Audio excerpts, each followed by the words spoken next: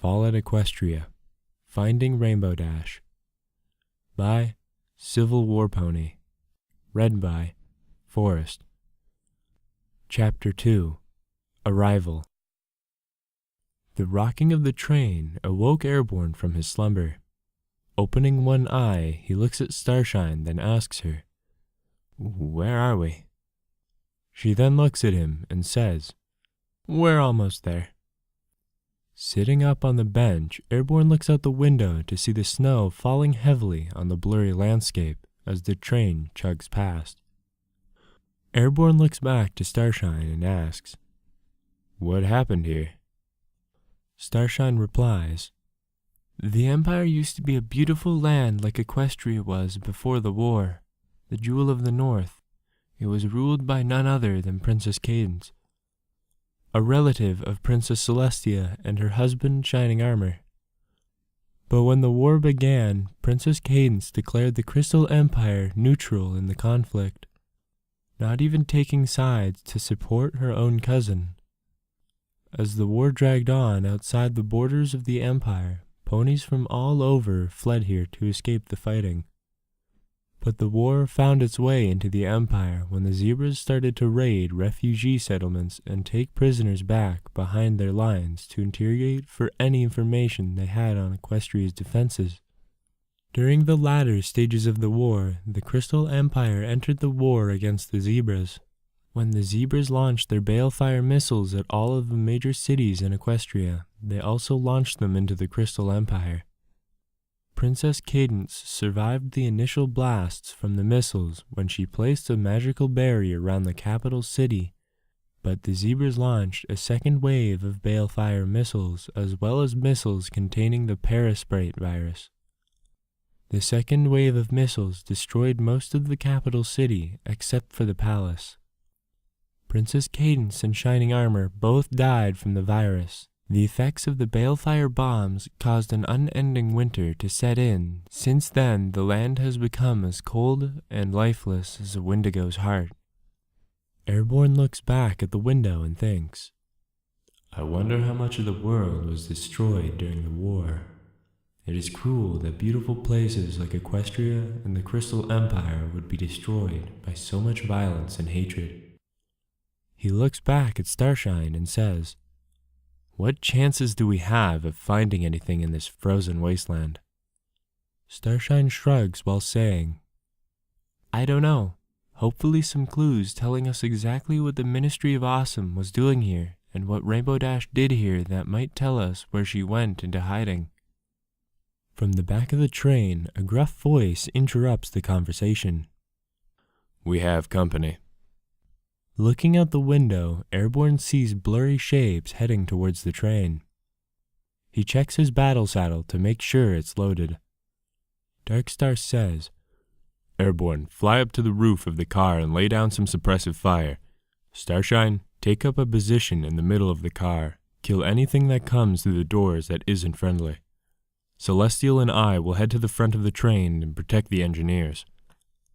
Airborne nods and then tightens the cord of his hat around his chin. Then opens the door to the passenger car, feeling the cold air swirl around him. Stretching out his wings, Airborne is lifted into the air. Swooping down onto the roof of the passenger car, Airborne takes up a position and levels the barrels of his battle saddle at the approaching forms.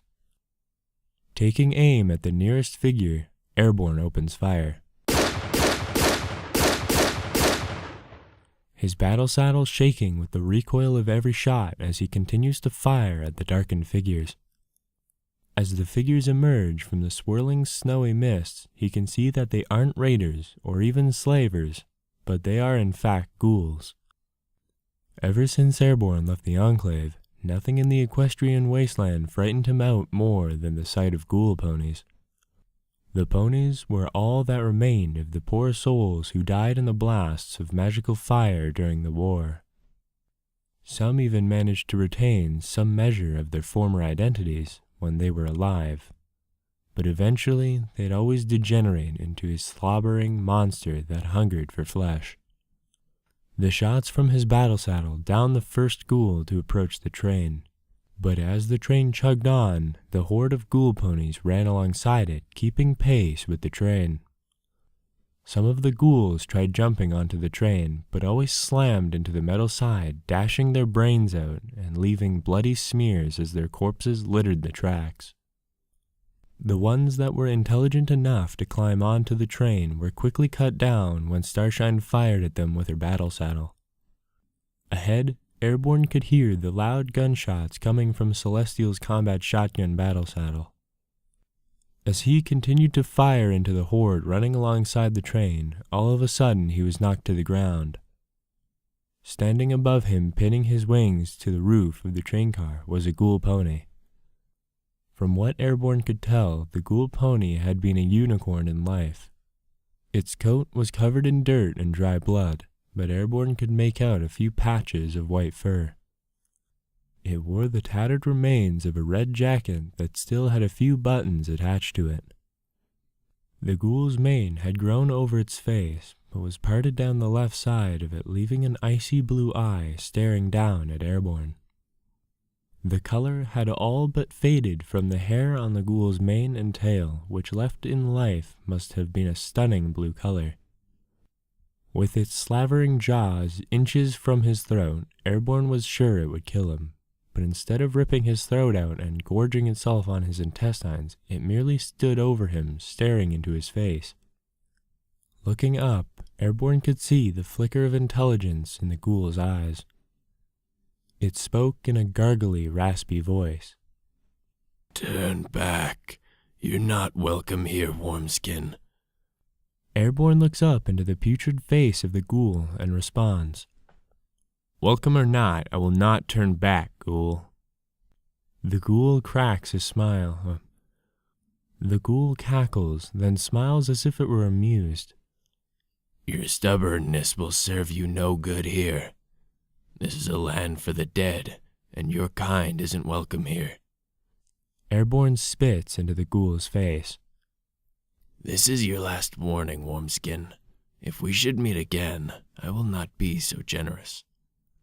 Just then, the ghoul pony's shoulder explodes as a bullet rips through it, a black liquid oozing from the wound. The ghoul looks at his shoulder and screams in anger as he whips his head side to side looking for the shooter. As the snow fades and dull sunlight pours through the cracks in the cloud cover, Airborne can see the shooter is none other than Starshine. Starshine then glares at the ghoul pony, saying, "Get off him, you stinking sack of horse apples!" The ghoul then contorts his face into a sickly smile and says, "I guess that's my cue to leave then." The ghoul pony backed up a few steps and jumped backwards off the train, disappearing into the snowy mist that had once again enveloped the train. As it disappeared, Airborne could barely make out its cutie mark, a pink star on a purple shield with 3 silver stars floating over it. Airborne was thrown to the edge of the passenger car as the train was rocked by an explosion. The train engine itself exploded into a massive fireball that immediately threw shards of hot shrapnel into the air. Starshine then pulls Airborne back onto the top of the passenger car, saying, "We better go." Airborne nods in response and flaps his wings, flying over the now quickly derailing train as he shouts to Starshine, "I hope Darkstar and Celestial are okay." She nods and shouts back, "I wouldn't be worried. It'll take more than a train exploding to kill those two." They watched as the train tilts and falls over on its side, sliding for a few yards before coming to a halt. The other cars crashing into each other and splintering, sending bits and pieces of wood scattering into the snow. As the sounds of the crashing cars fade away, Airborne and Starshine fly low over the wrecked train looking for any sign of Darkstar and Celestial. From the smoke and din of the roaring fires of the burning train, Airborne can see 2 shapes illuminated among the embers. Swooping down and landing among the wreckage, Airborne and Starshine trot over to the 2 figures. Darkstar then looks up at them and says, "Glad to see you made it. I was sure those shufflers got you. Airborne looks at him, then to Celestial, who's laying on the ground unconscious. Starshine asks, "What happened?" Darkstar gestures to the train and replies, "One of those things had a grenade in its mouth. By the time I turned to fire at it, the grenade went off. Celestial and I would be dead if it wasn't for the engineer who shoved us off the train. He sacrificed himself to save us. The blast from the explosion knocked Celestial unconscious, but I was sure she was dead before I could feel her pulse. We got lucky, though. If those things can use weapons, this trip just got a whole lot more interesting." Airborne nuzzles Celestial under the chin, and she groggily wakes up, looking at him, then blushes slightly. Starshine snorts and then paws at the ground, saying, "Well, now that everyone is all right, I think we should get moving. I'd rather not stick around. I bet the explosion from the train alerted every ghoul and bandit within a 10-mile radius to our presence here." Airborne helps Celestial onto her hooves, and nods responding, "Yeah, I agree. But before we go do it, it would be smart to salvage any supplies we can find in the wreckage. I'm sure we will need them for this unforgiven land." While Celestial stands guard, Airborne, Starshine, and Darkstar poke among the twisted metal remains of the various train cars and look for anything of value in the piles of partially burnt and smashed wooden crates that tumbled out of the train. Airborne managed to find a box of shotgun shells in one crate, while Starshine found some healing potions in another. Darkstar trotted up to them with a sack that he held in his mouth, dropping it in front of them. Opening the sack, Airborne pulls out 4 parka coats that would perfectly protect them from the bone-chilling cold. Taking off his battle saddle, Airborne puts on the parka, then puts the battle saddle back on, tightening the strap around his waist. Darkstar and the others did the same. It took a bit longer for Celestial to squeeze her armored barding over the parka, but eventually she managed it. Airborne looks at his companions and thinks to himself, "I'm lucky to have ponies like these watching my back in a place like this. I admit, it feels great to have some pony to rely on when I need them. All those years I spent in the wasteland alone feel only like a distant memory now." Starshine says, "Let's get going, shall we?" Airborne nods, and the group trots off into the blinding white as a new snowstorm moves in. A few hours later, the storm had become worse, the frigid air biting at their muzzles. Each breath Airborne takes feels like icy daggers piercing his lungs. Airborne trots to the head of the small group of ponies and yells to Starshine over the wailing wind, "Do you even know where we're going?" She yells back, "Yes, I do know where we are. Fluttershy had me memorize the terrain of the Empire from an old map. We should be approaching the outskirts of the capital city by now." Airborne looks around and says, "Well, if we are on the outskirts now, how come I don't see any buildings?" Starshine squints as she looks around and admits she cannot see more than a few feet in front of her. The whiteout conditions of the fierce storm made it impossible to view anything that would even resemble a structure of some kind. She gestures to the group to continue onwards. As they move through the blinding storm, not a sound can be heard. Even the screaming wind seemed to disappear, leaving an empty silence that seemed to creep out of the very ground.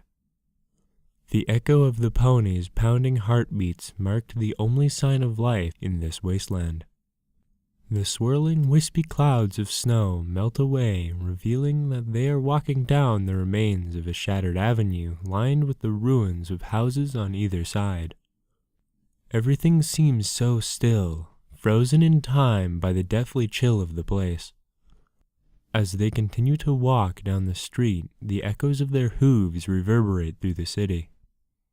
Looking up, Airborne can see shutters on the windows hanging loosely on their hinges. Others have been frozen open from the years of wind and weather. Large snowbanks have filled the lower floors of some of the houses. Others had their roofs collapse as a result of accumulated snowfall. The burned walls of some of the houses creak as the wind blows through them.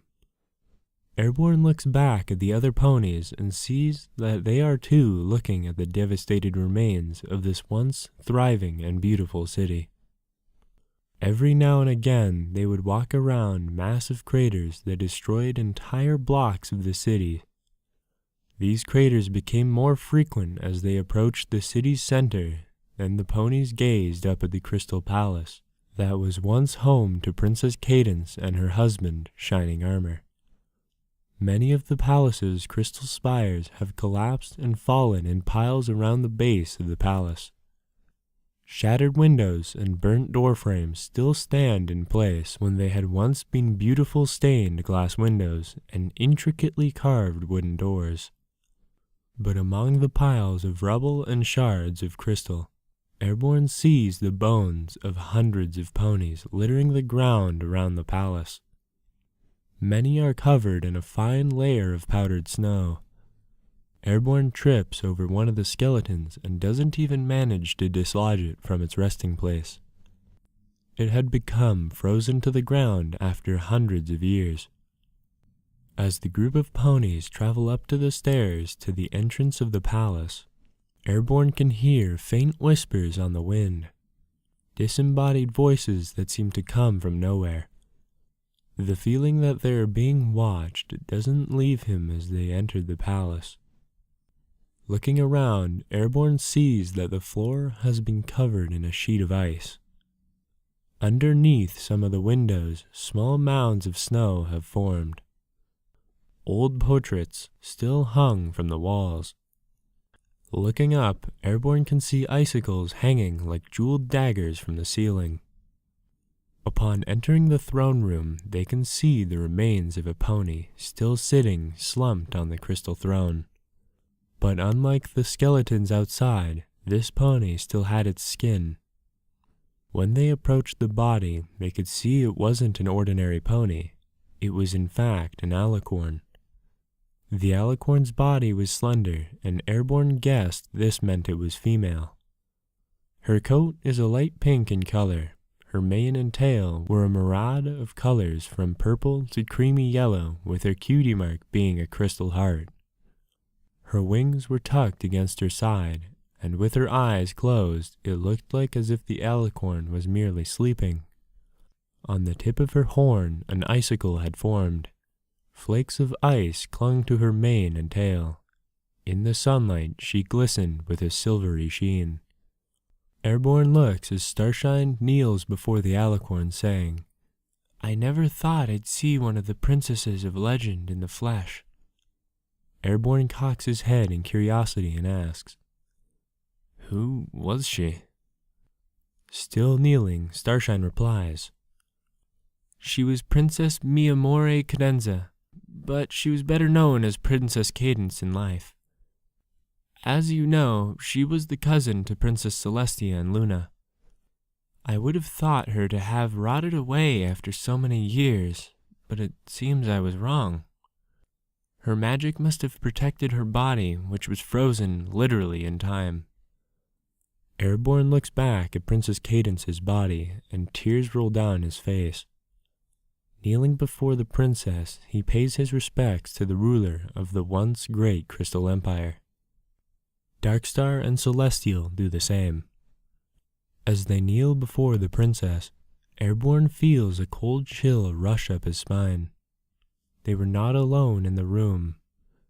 Turning, he sees what at first he chalks up to be a trick of the light, a mirage. An exact image of Princess Cadence stands before him, her lavender eyes gazing softly into his.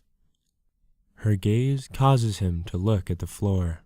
Her eyes were filled with sadness, and he couldn't bear to look any more. One by one, the other ponies feel that they too are being watched, and stop kneeling before the body of Princess Cadence, turning to find that they now stand before her very soul. Princess Cadence looks at the ponies, and in a hushed, distant voice, she says, "Who are you, and what do you want here?" Airborne replies, "My princess, we came far to seek the answers to a question only you will be able to answer." The ghost of Princess Cadence takes a few steps back and replies, "What would you ask of me?" This time, Starshine replies, "My princess, during the war, the Ministry of Awesome imported a lot of technology from the Empire. But we know that much of these imports were arcane technology from here in the Empire. But what we want to know is what Rainbow Dash personally asked to be imported from the Empire." Princess Cadence thinks for a while and then replies, "I seem to vaguely recall it had something to do with a special type of crystal technology found here in the Empire. But any more than that I cannot remember." Airborne asks, "Are you sure you can't remember anything?"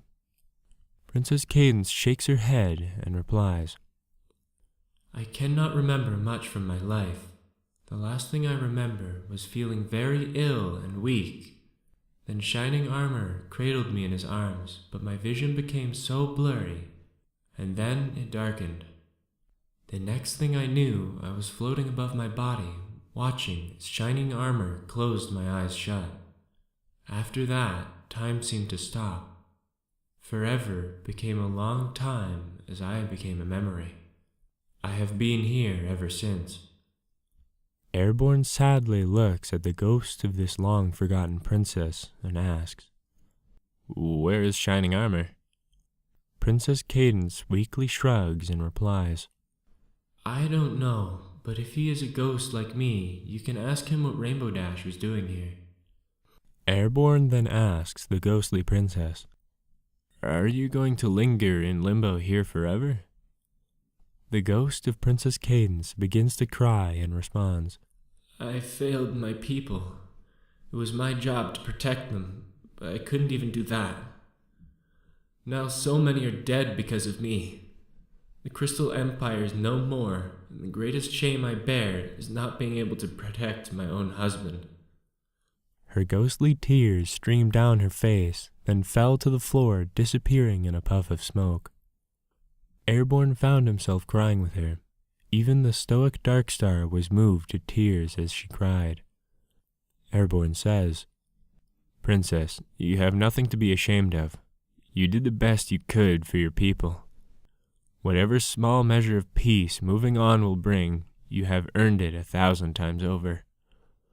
I'm sure that your cousins, and maybe even Twilight Sparkle, will be waiting for you on the other side." The ghost stops crying and nods, then begins to smile. "Thank you for saying that, and you're right, I have lingered here for far too long. But I will wait a little longer for Shining Armor. So I have a quest for you and your friends. Find my husband and tell him I will wait for him here in our palace. If you can do that, I have no doubt he will help you answer any questions you have." The small group of ponies nod in agreement among themselves to the task and watch the ghost of Princess Cadence fade back into the ether. As they leave the throne room, Darkstar says, "How in the hay are we supposed to find Shining Armor in this frozen mausoleum?" Starshine then replies, "We have to search the ruins of this place top to bottom, and if we cannot find him here, then we will go house to house looking for any sign of him." Airborne thinks back to the ghoul who had pinned him to the roof of the train car and asks Starshine, "What did Shining Armor look like?" Starshine turns, looking at him, then pauses for a second, thinking, "If I remember correctly, he was a unicorn with a white coat and a blue mane and tail. His cutie mark was a pink star on top of a purple shield with 3 silver stars floating above it." Airborne then replies, "When we were attacked back on that train, the ghoul who attacked me was wearing the remains of a red uniform coat, and he had the same cutie mark you just described." Starshine stamps her hoof in determination, making the halls of the palace clack with the sound of her hoof hitting the floor, and says, "Well then, isn't it obvious on what we have to do? Find Shining Armor's ghoul and bring him here." Then turning to Darkstar, she asks, Do you remember which direction the ghouls left in? He nods and replies, Yes, they fled west after the train exploded. All we would have to do is backtrack to the train wreck and follow their hoofprints to wherever they are hiding. Starshine then says, All right, let's get going then. As the group of ponies leave the palace walking silently down the steps, Airborne can no longer hear the whispering voices, but instead sees shadows flitting across the broken windows. As they walk down the central avenue to leave the city, they can see hundreds of shadows peering out of windows, watching as they pass by. As they leave the ruined city behind, the snowy mist rolls in again, enveloping the crystal city like a protective blanket, freezing the city in time where only the ghostly memories of the past remember. End of Chapter 2.